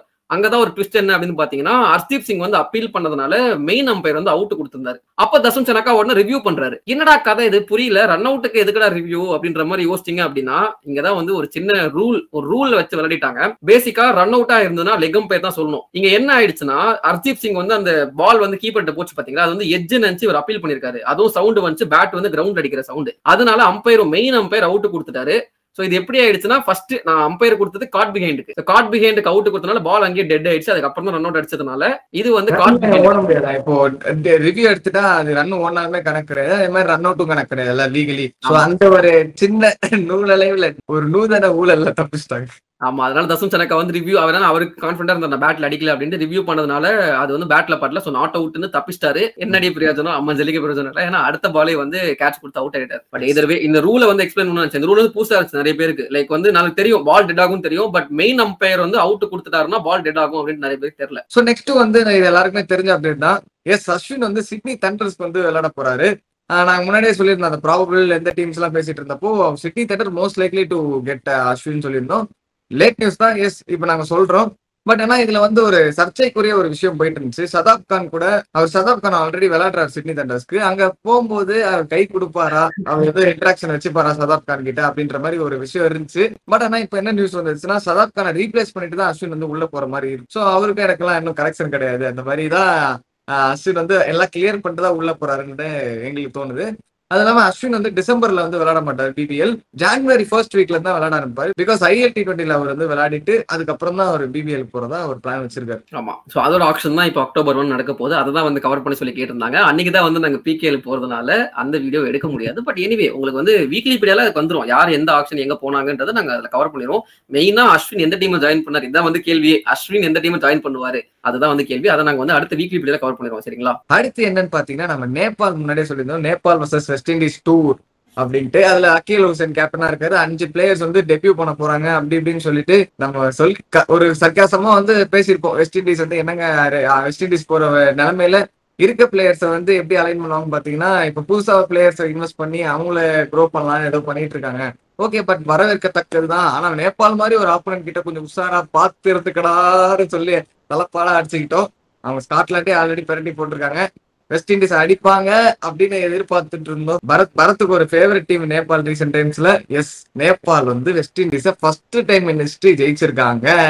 ஆமா, வெஸ்ட் இண்டீஸ் மட்டுமே இல்ல, அவங்களோட first ever win against full body nation, like வந்து full member nation first time தோக்கடிச்சிருக்காங்க இன் T20. செம்மையான விஷயம். Like வந்து it's a great thing for நேபாளுங்க. நாங்க வந்து சொல்லியிருந்தோம், ஹரிஸ் சொன்ன மாதிரி ஷார்ஜால மேட்ச் நடக்குது, ஸ்பின் ஃப்ரெண்ட்லி கண்டிஷன்ஸ், நேபாளை குறைச்சி எற போடாதீங்க தலைபாடா அடிச்சுக்கிட்டோம் வெஸ்ட் இண்டீஸ். இதுல இன்னொரு விஷயம் சொல்லுங்க, நீங்க வந்து ஒரு ஆப்பனண்டா இருக்கீங்க இந்த மாதிரி ஒரு ஸ்பின் ஃப்ரெண்ட்லி கண்டிஷன்ஸ்ல நேபாள் ஆப்கானிஸ்தான் டீம் இந்த மாதிரி டீமுக்கு அகைன்ஸ்டா தயவு செஞ்சு சேஸ் பண்ணாதீங்க. சரிங்களா? ஏன்னா வந்து அவங்க ஸ்பின் நல்லா போடுவாங்க. they know how to defend totals. ஆப்கானிஸ்தானுக்கு இதுதான் வந்து கெத்து. அப்படி இருக்கிறப்போ தயவு செஞ்சு பேட்டிங் பாஸ் பண்ணுங்க. ஒரு 140-150 அடிச்சிங்கன்னா அவங்க சேஸ் பண்ற எக்ஸ்பீரியன்ஸ் கிடையாது. கண்டிப்பா இதை நான் வந்து மென்ஷன் பண்ணி ஆகணும். இது நான் மேட்ச் பார்க்கும்போது நான் டாஸ்லயே நான் முடிவு பண்ணிட்டேன், இந்த மேட்ச் கண்டிப்பா Nepal take it the wire நினைச்சேன். செஞ்சே விட்டாங்க, கம்ப்ளீட் பண்ணிட்டாங்க நேபாள். அதுதான் நல்ல விஷயம். ஆமா, சோ ஃபர்ஸ்ட் T20 ஜெயிச்சிட்டாங்க. இன்னும் 2 மேட்ச் பாக்கி இருக்கு. அதுலயாச்சும் வெஸ்ட் இண்டீஸ் வந்து கொஞ்சம் இம்ப்ரூவ் பண்ணி அவங்க சீரிஸ்குள்ள வருவாங்களான்றத நம்ம பார்ப்போம். நான் வந்து ஸ்ட்ரெஸ் பண்ணி சொல்றேன், ஒரு டீம் வந்து புதுசா ஒரு ஃப்ரெஷ் டீம் வந்து கூட்டு போறாங்கன்னா ஏற்கனவே ஜெயிக்கலங்க. இப்ப இதே தோத்துட்டேன்னு வச்சுக்கோங்களேன், இது இன்னும் it is going to affect the confidence future of West Indies team தான் நான் சொல்லுவேன். சோ இப்ப பாத்தீங்களா, இது திரும்ப ஒரு நெகட்டிவா தான் அமைஞ்சிருக்கு. லூசிங் ஸ்ட்ரீக்கோட மோசத்துல வந்து உட்காந்துருக்காங்க West Indies. really should have a concern about this. இதுல ஆக்சுவலி கார்லோஸ் பிரைத்தட் கமெண்ட்ல சொல்றப்போ அவர் சொல்லிருப்பாரு, it's okay, it's just again the second string West Indies team, there is no Roston Chase அப்படின்னு சொல்லிருப்பாரு. There is no Nicholas Pooran அப்படின்னு சொல்லிட்டு இருப்பாரு. அப்போ இயன் பிஷப் சூப்பரா சொல்லிருப்பாரு இந்த மாதிரி, Carlos at the end of the day after 2 years or 3 years no one is going to remember that this West Indies team didn't have Roston Chase, didn't have Nicholas Pooran. It's Nepal defeating West Indies and that's the thing that's going to be there in the future in the history. That's the important thing அப்படின்னு சொல்லியிருப்பாரு. நான் ஒரு விஷயம் சொல்றேன், actually வந்து இயன் bishop சொல்றது 100% கரெக்ட்டுங்க. சும்மா வந்து இந்த செகண்ட் ஸ்ட்ரிங் டீம் அனுப்பிச்சிட்டு சரி பரவாயில்ல செகண்ட் ஸ்ட்ரிங் டீம் தானே சொல்லவே கூடாது. என்னதான் இருந்தாலும் அவங்க எஃபோர்ட் போட்டு ஜெயிச்சிருக்காங்க. சரிங்களா? அண்ட் இயான் பிஷப் பத்தி மென்ஷன் பண்ணி ஆகணும். இங்க இருக்கிற ஜால்ரா கமெண்டேட்டர்ஸ் எல்லாம் என்ன வேணா பண்ணிட்டு போட்டுமே, Ian Bishop is one critic for West Indies who have been so good. அவர் வெஸ்ட் இண்டீஸ் தப்புன்னு எடுத்து சொல்லுவாரு, கரெக்ட்னு எடுத்து சொல்லுவாரு. அந்த மாதிரி ஒரு கமெண்டேட்டர் நான் கண்டிப்பா மிஸ் பண்றேன். ஹர்ஷா போகலே கண்டிப்பா இருக்காரு. அவரை தாண்டி இந்தியால நான் பார்த்தது இல்ல. இருக்காருன்னா கமெண்ட் செக்ஷன்ல போடுங்க. சரி, நம்ம நேபாள் டீமை பத்தி பார்த்துட்டோம். இன்னொரு ஸ்பெஷல் மென்ஷன் கொடுத்தே ஆகணும் நேபாளோட ஃபேன் பேஸ்க்கு. நம்ம ஆடியோ ஸ்டோரி போட்டிருந்தேங்க, லைக் வந்து one of the most passionate fans cricket has ever witness வந்து கண்டிப்பா நான் நேபாள் ஃபேன் சொல்லுவேன். அவங்க வந்து யூஎஸ்ஏல மேட்ச் நடந்தாலும் சரி, ஸ்காட்லாண்ட்ல மேட்ச் நடந்தாலும் சரி, நைட்டு 10:30 மணி 11 மணி கண்டுக்கவே மாட்டாங்க. போயிட்டு அவங்களோட ஃபுல் சப்போர்ட் அந்த டீமுக்கு கொடுப்பாங்க. ஆக்சுவலி இந்த யூஎஸ்ஏல மேட்ச் நடந்திருக்கும் T20 வேர்ல்ட் கப், சவுத் ஆப்பிரிக்காக்கு அகைன்ஸ்டா தோத்துருவாங்க. சரிங்களா? தோத்து முடிச்சதுக்கு அப்புறம் அவங்கள்ட்ட கேட்பாங்க, லைக் வந்து நீங்க மேட்ச் தோத்துட்டீங்க, லைக் வந்து எப்படி லைக் வந்து கிட்ட போய் தோத்துட்டீங்க, நீங்க ஜெயிக்க வேண்டியது அப்படின்னு சொல்றப்போ அவங்க நிறைய கேள்வி கேட்பாங்க ஃபேன்ஸ் எல்லாம். சரிங்களா? அப்போ வந்து கேட்பாங்க இந்த மாதிரி உங்களுக்கு யார் ஃபேவரட், யார் இந்த மேட்ச் வந்து ஜெயிச்சு கொடுத்துருப்பாங்கன்னு நினைக்கிறீங்க அப்படின்னு கேட்கறப்போ நிறைய செக்மெண்ட் ஆஃப் ஃபேன்ஸ் என்ன சொல்லியிருப்பாங்கன்னா, it's tiger or lamb, it doesn't matter. அதாவது டைகர்ன்றது வந்து தீபேந்திர சிங் ஐரி, அவருடைய நிக் நேம் வந்து டைகர், லேம்ப்ன்றது லமிச்சானே. சரிங்களா? அவரோட நிக் நேம் வந்து லேம்ப். 2 பேர்ல யார் 6 அடிச்சு கொடுத்தாலும் எங்களுக்கு பிரச்சனை இல்லை, யார் ஜெயிச்சு கொடுத்தாலும் எங்களுக்கு பிரச்சனை இல்லை. அது எண்ட் ஆஃப் தி டே நேபாள் ஜெயிக்கணும், அதான் வந்து எங்களோட மோட்டிவ். நாங்க அதுக்காக தான் மேட்ச் பார்க்க வரோம். நாங்க வந்து மீதி கண்ட்ரிஸ் மாதிரி ஒரு சிங்கிள் பிளேயரை வர்ஷிப் பண்ணி நாங்க ஃபேன் பேஸ் கிடையாது அப்படின்னு மென்ஷன் பண்ணிருப்பாரு. செருப்பால் அடிச்ச மாதிரி இருந்தது. அன்னைக்கு நாங்க சேனல் ஓபன் பண்ணல. சேனல் ஓபன் பண்ணி தான் கண்டிப்பா நான் மென்ஷன் பண்ணியிருப்பேன். சரிங்களா? It's a serious thing that we have to consider. நான் பர்சனலா வந்து ஒரு டீம், நான் சொல்றேனே, நானும் ஒரு பர்டிகுலர் பிளேயரோட ஃபேன் தான். சரிங்களா? ஹரிஸ் ஒரு பர்டிகுலர் பிளேயரோட ஃபேன் தான். அப்படி இருந்தாலுமே பிசிசிஐ இந்த பிளேயர்ஸை செலக்ட் பண்றாங்க, இந்த பண்ணல, நாங்க வந்து கிரிட்டிசிசம் பண்ணிட்டு தான் இருக்கோம். ஆனா அவங்க அது எதுவுமே பண்ண மாட்டாங்க. டீமா மேட்சா பார்த்துட்டு ஜெயிச்சாங்கன்னா செலிப்ரேட் பண்ணுவாங்க, தோத்தாங்கன்னா ஐயோ கிட்ட போய் தோத்துட்டோமே, சரி ஓகே பரவாயில்ல வெல் பிளேடுன்னு கை தட்டிட்டு வர ஒரு ஃபேன்ஸ், நேபாள் ஃபேன்ஸ். அவங்க அப்படியே இருந்தாங்கன்னா நல்லா இருக்கும். இன்ஃப்ளூயன்ஸ் ஆகாம ரொம்ப எந்தூசியாஸ்டிக்கான ஒரு கிரௌடுங்க. நீங்க அவர் பார்க்கும்போதே அவ்வளவு பாசிட்டிவிட்டி தெரியும். அந்த கிரௌட பார்க்கும்போது அப்ப கிளியர் பண்றதுல அவ்வளவு ஜாலியா வைப் பண்ணிட்டு இருப்பாங்க. வெஸ்ட் இண்டீஸ் கிரௌட் மாதிரி இருக்குங்க. ஆமா அந்த மாதிரி நல்லா அவ்வளவு பேஷனேட்டா பாக்குறது. இந்தியா கிட்ட இருந்து அந்த கிரேஸ் வந்திருக்கும் கிரிக்கெட் கிரேஸ். கண்டிப்பா ஆனா அது வந்து அந்த கண்ட்ரிக்கு வந்து அதை பேஷனேட்டா சப்போர்ட் பண்ற அந்த இது இருக்கு பாத்தீங்களா, அந்த கண்ட்ரியும் வந்து க்ரோ ஆயிட்டு இருக்குன்னு நினைக்கிறப்போ ஒரு நல்ல விஷயம், ஹாப்பியா இருக்கு. கண்ட்ரி க்ரோவால கண்ணா அங்க ஒரு பெரிய பிரச்சனை போயிட்டு இருக்கு. சாரி, கண்ட்ரி வந்து கிரிக்கெட்ல க்ரோ ஆயிட்டு இருக்கு. அவ்வளவு பிரச்சனை நடந்தாலும் கிரிக்கெட் பாட்டுன்னு போயிட்டு இருக்குங்க, இவங்களும் வந்து அதுதான். பாத்துட்டு இருக்காங்க மேட்ச். ஆமா நீ எந்த அளவுக்கு பேஷனேட்னா இதை ஒன்னே வந்து வளவளன்னு போது லைட்டா முடிச்சுக்கிறேன். அவங்க 50 ஓவர்ஸ் கிரிக்கெட்ல ஒரு ரன்னுக்கும் சேர் பண்ணுவாங்க. இதை சொல்லிட்டு அப்படியே அந்த இதை முடிச்சுக்கிறேன். சோ அடுத்து ஒரு அப்டேட், இதுவுமே வந்து ஒரு அப்டேட்னு சொல்ல முடியாது, ஒரு காலம் கடந்து போன ஒரு சின்ன செய்தி தான். India A versus Australia A ஒரு டெஸ்ட் மேட்ச் சீரிஸ் போயிட்டு இருக்குல்ல, அது வந்து இந்தியா ஏ ஜெயிச்சுட்டாங்க. நாங்க போன வீக்ல இப்படி அதை பத்தி பேசும்போது அப்பதான் மேட்ச் போயிட்டு இருந்துச்சு. ஹாஃப் ஆஃப் த மேட்ச்ல வந்து அது ஆஸ்திரேலியா தான் ஜெயிக்கிற மாதிரி இருந்துச்சு யாரை கேட்டாலுமே. சோ அதனால நாங்க வந்து சொல்லியிருந்தோம், பரத்துமே அதான் மென்ஷன் பண்ணியிருப்போம், இது மாதிரி இந்தியா தோக்குற மாதிரி இருக்குங்க அப்படின்னு சொல்லிட்டு. ஆனா கேஎல் ராகுல் ஒரு அடியே அடிச்சாரு பாருங்க, அப்பா 175 வச்சிருக்காரு. அவரு கூட வந்து சாய் சுதர்ஷன் வந்து ஒரு 100 அடிச்சாரு. நாங்க மேட்ச் பார்க்கல ஃபுல்லா, பட் ஆனா அதுக்கப்புறம் நியூஸ் பார்க்கும்போது ஷாக். அதுவும் ஃபீவர் ஆமா அந்த மனுஷனுக்கு ஃபர்ஸ்ட் டே 3ல வந்து ஃபீவர் ஆகி செஞ்சுரி அடிச்சதுக்கு அப்புறம் ரிட்டையர் அவுட் ஆயிட்டு திரும்ப டே 4ல ஃபுல்லா எனர்ஜி எடுத்துட்டு வந்து திரும்ப 75 ரன்ஸ் அடிச்சிருக்காரு இந்த மனுஷன். இந்தியாவா இருக்கட்டும், இந்தியா ஏவா இருக்கட்டும், என்ன நம்பி இருக்கிற டீமுக்கு நான் தான்டா அப்படின்ற மாதிரி ராகுல் எல்லா வாட்டியுமே நேஷன் கம்ஸ் ஃபர்ஸ்ட். ஓகே, முடிஞ்சு போன நியூஸ்னால இது அப்டேட் மட்டும் கொடுத்துட்டோம். நெக்ஸ்ட் வந்து சோ இங்கிலீஷ் கவுண்டி வந்து போயிட்டு இருக்கு. அது வந்து எப்பவுமே போயிட்டு தான் இருக்கு. 4 டே மேட்சஸ் வந்து போயிட்டு இருக்கும். அதுல ஸ்பெசிஃபிக்கா வந்து ராகுல் சஹர் அவரோட சரே டெபியூ பண்றாரு. டெபியூ பண்ணது மட்டும் இல்லாம செகண்ட் இன்னிங்ஸ்ல 8 விக்கெட்ஸ் எடுக்கிறாரு டெஸ்ட் மேட்ச்ல ராகுல் சஹர். ஓகே, பிசிசிஐ பாக்குறாங்கன்னு நினைக்கிறேன். I think they are going to consider ராகுல் சஹர் into டெஸ்ட் மேட்ச். அவங்களுக்கு இதெல்லாம் ரொம்ப பிடிக்கும், எடுப்பாங்க கண்டிப்பா. ராகுல் சஹர் ஆமா எடுப்பாங்க. இப்ப நம்ம ரீசெண்டா வந்து சிபிஎல் முடிஞ்சிச்சுன்னு பார்த்தோம்ல. சோ சிபிஎல்ல நாங்க அந்த ஒரு ப்ரிவியூ ஒன்னு போட்டிருந்தோம். அந்த டோர்னமெண்ட் ப்ரிவியூல வந்து ஜமைக்கா தால்வாஸ்னு ஒரு டீம் 3 தடவை கப் அடிச்சிருந்தாங்க. ஆனா அந்த டீம் வந்து இப்ப காணோம், டிஃபெண்டன்ட் வந்து காணாம போயிடுச்சு, ஓனர் வந்து வித்துட்டு வேற டீம் வந்து எடுத்துட்டு போயிட்டாருன்னு சொல்லியிருந்தோம். அந்த டீமை ஜிஎம்ஆர் குரூப்ஸ், அவங்க டெல்லி கேபிட்டல்ஸ் கோவனஸ் இருக்காங்கல்ல, அவங்க வந்து வாங்க போறதா வந்து ஒரு பேச்சு போயிட்டு இருக்கு. And which is more likely to happen. So next இயர்ல வந்து we might get Jamaica Capitals அப்படின்ற ஒரு டீம் அந்த மாதிரி இருக்கிறதுக்கு வாய்ப்பு இருக்கு. ஸோ 7th டீம் ஆட் ஆகிறதுக்கும் வாய்ப்பு இருக்கு. பார்த்திருப்பாங்க ட்ரின்பாகோ நைட் ரைடர்ஸ் அவங்களோட 5th டிராஃபி அடிச்சிட்டாங்க. அதுக்கு ஈக்குவலா காம்படிஷன்ல இருக்கிற இன்னொரு டீம் யாருன்னு பாத்தீங்கன்னா ஜமைக்கா தால்வாஸ் தான். ஆனா அவங்க ஆடுறது இல்ல, வரண்டா அப்படின்னு சொல்லி மானவத்தையும் அகம்பாவத்தையும் அடக்க ஒருத்தன் வந்துட்டான்டா அப்படின்னு நினைச்சிட்டு இருந்த வேலையில் ஜமைக்கா கேபிட்டல்ஸா வருமா அப்படின்றது எதிர்பார்த்து கொண்டிருக்கிறோம். அண்ட் கடைசியா இருக்கிற அப்டேட் என்ன அப்படின்னு பாத்தீங்கன்னா, ஐபிஎல்ல வந்து ஒரு ரூல், இது ரூல் கிடையாது, ஒரு மேண்டேட் வந்து பிசிசிஐ வந்து போட்டிருக்காங்க. நீங்க வந்து ஒரு அண்டர் 16 பிளேயரா இருக்கீங்க அப்படின்னா ஒரு ஃபர்ஸ்ட் கிளாஸ் மேட்ச் ஆச்சு நீங்க ஆடி இருந்தாதான் ஐபிஎல்ல வந்து கான்ட்ராக்ட் வாங்க முடியும் அப்படின்னு வந்து சொல்லியிருக்காங்க. இதுக்கு முன்னாடி இந்த ரூல்லாம் இருந்தது இல்ல. ஸோ வைபவ் சூரியவன்ஷி இந்த மாதிரி ரூலுக்குள்ள வந்தது இல்ல. இருந்தாலும் ராஜஸ்தான் ராயல்ஸ் வந்து எடுத்திருந்தாங்க. அவர் வந்து ஆக்சுவலி சைடு முஸ்தகலில் ஆடினார், சைடு முஸ்தகலி விஜய் ஹசாரே எல்லாம் ஆடினாரு. ஐபிஎல் ஆப்ஷன் எடுத்ததுக்கு அப்புறம் தான் ரஞ்சி டிராஃபி ஆடினார் நினைக்கிறேன், if I'm not wrong. But இதுக்கப்புறம் விளையாடக்கூடிய பிளேயர்ஸ், வரக்கூடிய பிளேயர்ஸ் ஒரு ரஞ்சி டிராஃபி மேட்ச் ஆடி இருக்கணும், ஒரு ஃபர்ஸ்ட் கிளாஸ் மேட்ச் ஆடி இருக்கணும் ஃபார் ஹிஸ் ஸ்டேட்.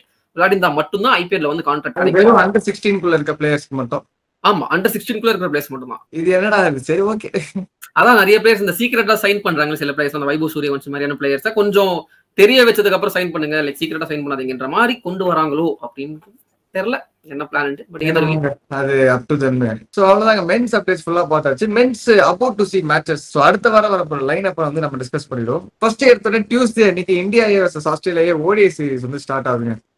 அது வந்து எதிர்பார்க்கப்பட்ட ஸ்ரேயஸ் ஐயர் கேப்டன்சில நடக்குது, அவரோட எதிர்பார்த்து கொண்டிருக்கிறேன். அதுக்கப்புறம் India under 19 versus Australia under 19 test series வந்து நாளைக்கே ஸ்டார்ட் ஆகுதுங்க. வென்ஸ்டே, நாங்க இன்னைக்கு டியூஸ்டே ரிலீஸ் பண்றோம், வென்ஸ்டே கரெக்டா ஸ்டார்ட் ஆகுது. அதுக்கப்புறம் India under 19 versus Australia under 19 test series வந்து இன்னைக்கு ஸ்டார்ட் ஆகுது. கரெக்டா இன்னைக்கு நாங்க வீடியோ ரிலீஸ் பண்றப்போ ஸ்டார்ட் ஆகுது. And India versus west Indies test match வந்து 2 அக்டோபர் Thursday வந்து ஸ்டார்ட் ஆகுது. அப்புறம் வெஸ்ட் இண்டீஸ் வர்சஸ் நேபாள் சொல்லியிருந்தால அந்த மிச்சம் இருக்க 2 T20 எப்படி போகும்னு சொல்லிட்டு, அது வந்து மண்டே அண்ட் இன்னைக்கு டியூஸ்டே. நேத்தே ஒரு T20 முடிஞ்சிருக்கும், அதை நாங்க கவர் பண்ணல, அதுக்கு முன்னாடி இருக்கிறதுனால டியூஸ்டே வந்து இன்னைக்கு கடைசி டிசைடர் T20 போயிட்டு இருக்கோம். ஸோ அவரோட எதிர்பார்த்து நல்லா பாருங்க, இன்ட்ரெஸ்டிங்கான கேமா தான் இருக்கும். நேபாளுக்கு வந்து ஒரு என்கரேஜ், நம்ம வந்து பார்த்து டிஆர்பி கொஞ்சம் ஏற்றி விடுவோன்றது ரெக்வஸ்ட். அதுக்கப்புறம் இரானி கப் ஸ்குவாட் ரிலீஸ் பண்ணியிருந்தாங்க. இந்த வாட்டி ரெஸ்ட் ஆஃப் இந்தியா டீம் வந்து பயங்கரமா இருக்கு, நம்ம பேசியிருந்தோம். இரானி கப்மே வந்து இந்த வென்ஸ்டே தான் ஸ்டார்ட் ஆகுது. அடுத்து பாத்தீங்கன்னா இன்டர்நேஷனல் டூர்ஸ் வந்து ஸ்டார்ட் ஆகுது. ஆஸ்திரேலியா டூர் ஆஃப் நியூசிலாந்து 3 T20 இன்டர்நேஷனல்ஸ் நடக்குது, அது வந்து வென்ஸ்டே ஸ்டார்ட் ஆகுது. அதுக்கு அடுத்த நாள் ஷார்ஜால பாத்தீங்கன்னா இன்னொரு series Afghanistan and Bangladesh tour of UAE அது வந்து நடக்குது. இப்ப நம்ம முன்னாடி பேசிட்டு இருந்தோம்ல நேபாள் வெஸ்ட் இண்டீஸ் டூர் போயிட்டு இருக்கு, அதுமே ஷார்ஜால போயிட்டு இருக்கு அப்படின்ட்டு. அது முடிச்சது கையோட இது வந்து Thursday பிக்சர் எல்லாம் பண்ணி தட்டி இதை வந்து ஆரம்பிக்கிறாங்க. சோ பாருங்க எவ்வளவு அப்டேட், எவ்வளவு மேட்சுங்க, எங்க எல்லாம் அக்டோபர் செப்டம்பர் 2ல இருந்து அந்த வீக்கெண்ட் ஸ்டார்ட் ஆகுதுல, லாங் வீக்கெண்ட். எல்லாம் ஜாலியா மேட்சா பார்த்து தள்ளுங்க, என்ஜாய் பண்ணுங்க. இல்ல என்ஜாய் பண்றதை விட நம்ம நிலைமையா கொஞ்சம் நினைச்சு பாரு, இது எல்லாத்துக்கும் அப்டேட் நம்ம அடுத்த வீக்ல போடணும். அதுதான் கொஞ்சம் கஷ்டம், but will give our best. அங்க போடுவோம், கவலைப்படாதீங்க, அதான் எங்க வேலையே. பண்ணி தருவாங்க. அடுத்து அப்படியே வந்து உமன்ஸ் அப்டேட் போயிடலாம். So yes, women's update of course நாங்க முன்னாடி சொன்ன மாதிரி world cup is around the corner. கடைசி ஒரு 2 வாரமா அப்படிதான் கூவிட்டு இருக்கோம். சோ ஃபைனலா இந்த week world cup is about to start. 30th அன்னைக்கு ஸ்டார்ட் ஆக போகுது world cup, India versus Sri Lanka நடக்க போகுது. அதுக்கு முன்னாடி வார்ம் அப் மேட்சஸ், ஒரு set of warm up matches வந்து நடந்துட்டு இருந்துச்சு. ஸோ நான் இன்னைக்கு இந்த வீடியோ நாங்க வந்து மண்டே ஏர்லி மார்னிங் ரெக்கார்ட் பண்ணிட்டு இருக்கோம். ஸோ இன்னைக்கு warm up matches are done. இதுல வந்து ஸ்பெசிஃபிக்கா இந்தியாவுக்கு வந்து ஒரு மிக்ஸ்டு பேக்கா தான் இருந்துச்சுங்க. ஃபர்ஸ்ட் மேட்ச் ஆடினாங்க, தோத்துட்டாங்க அகைன்ஸ்ட் இங்கிலாந்து. பட் அதுவுமே ஒரு நல்ல வார்ம் அப்பா இருந்துச்சு. அதுல பெருசா வந்து ஆக்சுவலி இன்ஜுரி கன்சர்ன்ஸ் 2 பேருக்கு இருந்துச்சு. பூஜா வஸ்திராக்கர் திடீர்னு அவங்க நீயை வந்து பயங்கரமா டிஸ்லோகேட் பண்ணிட்டாங்க அப்படின்ட்டு பயங்கரமா ஸ்ட்ரெச்சர்லாம் எடுத்துட்டு போனாங்க. She was about crying. அதை நம்ம பார்த்துருந்தீங்க, விஷுவல் பார்த்தீங்கன்னா உங்களுக்கு தெரிஞ்சிருக்கும். அதுக்கப்புறம் ராதா யாதவுமே வந்து போலிங் போடுறப்போ ஏதோ ஒரு ஷோல்டர்ல இன்ஜுரி ஆயிடுச்சுன்னு சொல்லிட்டு அவங்களும் வந்து ஸ்ட்ரெச்சர் கைப்பிடிச்சிட்டே வந்து போனாங்க. ஐயோ வேர்ல்ட் கப் அவ்வளவுதானா அப்படின்ற மாதிரி இருந்துச்சு. பட் குட் நியூஸ் 2 பேருக்குமே பெரிய இன்ஜுரி கிடையாது. இன்ஃபேக்ட் பூஜா வஸ்திராக்கர் செகண்ட் நியூசிலாந்துக்கு அகைன்ஸ்டா ஒரு மேட்ச் நடந்துச்சு, சரிங்களா, செகண்ட் வார்ம் அப். அதுல வந்து ஈவன் போல்டு 6-7 hours போட்டாங்க, எந்த டிஸ்கம்ஃபர்ட்டுமே இல்லைன்ற மாதிரி ஃபீல் பண்ணாங்க. அண்ட் வந்து இந்தியா அந்த மேட்ச் ஜெயிச்சிட்டாங்க, இங்கிலாந்துக்கு அகைன்ஸ்ட் தோத்துட்டாங்க, மீன்மேல் நியூசிலாந்துக்கு அகைன்ஸ்டா ஜெயிச்சிட்டாங்க.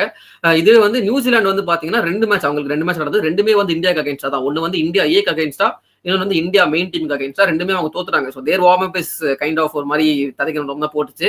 ஆஸ்திரேலியா வந்து பாத்தீங்கன்னா மஸ்ட் அவைட்டட், அவங்க தான் வந்து ஜெயிப்பாங்கன்ற ஒரு டேக் இருக்கு. பட் அன்பார்ச்சுனேட்லி அவங்களோட வார்ம் அப் கேம் அவங்க இங்கிலாந்துக்கு அகைன்ஸ்டா தோத்துட்டாங்க. இந்த was shocker for every one. But anyway இது வந்து வார்ம் அப் தான் அப்படின்றதுனால அவங்களுக்கும் வந்து they would have sorted out their things. Okay, இது ஒர்க் அவுட் ஆகல அப்படின்ட்டு எல்லா டீம்ஸுமே வந்து சார்ட் அவுட் பண்ணிருப்பாங்க.